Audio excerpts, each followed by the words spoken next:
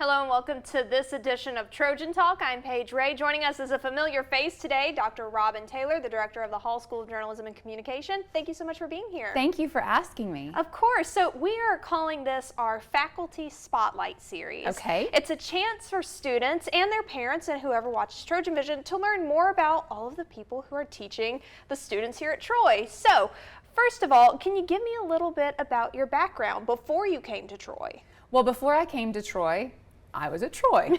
So I guess I was led back to Troy. So before I came to Troy in a teaching capacity, I was a professional journalist and worked in public relations also for more than a decade. And so coming into Troy as a teacher was actually a return to Troy because I received my broadcast journalism degree from Troy and also my master's in strategic communication. So that combined with my professional experience is why Troy welcomed me back to teach our students. Well, we're so glad that you are back. I remember you. you teaching me, so you did a good job. Well, thank you.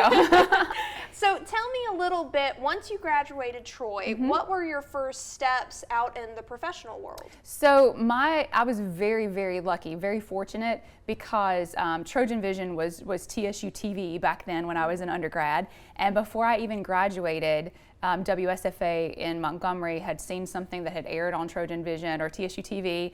They called and they had asked for the footage of that. Of course, I said yes. I called my mom. I said, hey, my stuff's going to be on Channel 12 tonight. And the next day, the production coordinator was sitting around and he said, hey, what are you doing at 1 o'clock? WSFA is coming to talk to you. I thought it was the end of my career. I had done something wrong, but they offered me a job. And so that was my first job, was a weekend photographer for Channel 12 in Montgomery. Wow. I worked a little while after that as a reporter for WNCF, ABC 32 in Montgomery. Went down to Florida and became a beach bum and got into newspapers down there. So I worked for the Destin Log for a few years covering environment and education and real estate. Then the Northwest Florida Daily News, which is like the daily sister paper, entertainment, crime, things like that. And then was the editor of the Crestview News Bulletin, and all those papers were they were owned by the same company, so working around in those papers. And then got an opportunity to go to Washington, D.C. PETA, People for the Ethical Treatment of Animals, was looking for a vegetarian journalist to join their staff. Yeah, so that was me. Fun fact. Yeah, so I moved to Washington for a few years and worked in there as a media coordinator for PETA.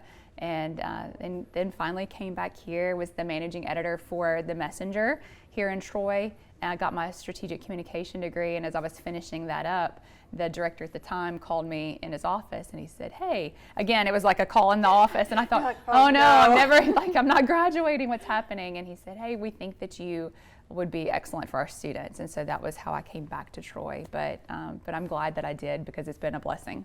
That's awesome. Now, let's move to you teaching here at Troy. You know, what's your style of teaching? What do you try to accomplish in the classroom? What do you want students to know about your classes? So I think I try to teach in the way that sets an example. I guess the example would be that I use the teachers that I had here, the classes that I was most interested in and that made me most passionate were those teachers who shared stories with me about journalism. I remember one of our teachers talking about being at the Apollo launches and how he had to hold equipment down on the table, and another professor that talked about covering a riot. And those were so interesting to me. So that's what I try to do in my classes, is incorporate those stories that I've covered that illustrate the techniques in a practical way, so that students aren't just hearing about, this is how you write a story, but that they can go through the process of this is how you would cover it if this scenario was happening. Because I think one of the things that we teach in our program is that we remember stories more than we do facts, and that's why we have articles and television stories anyway.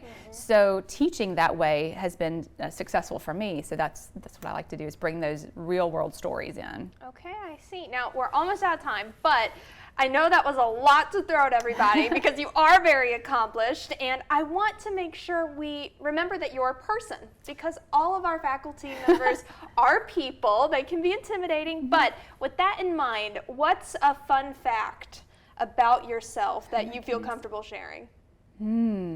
She has to think through the long list.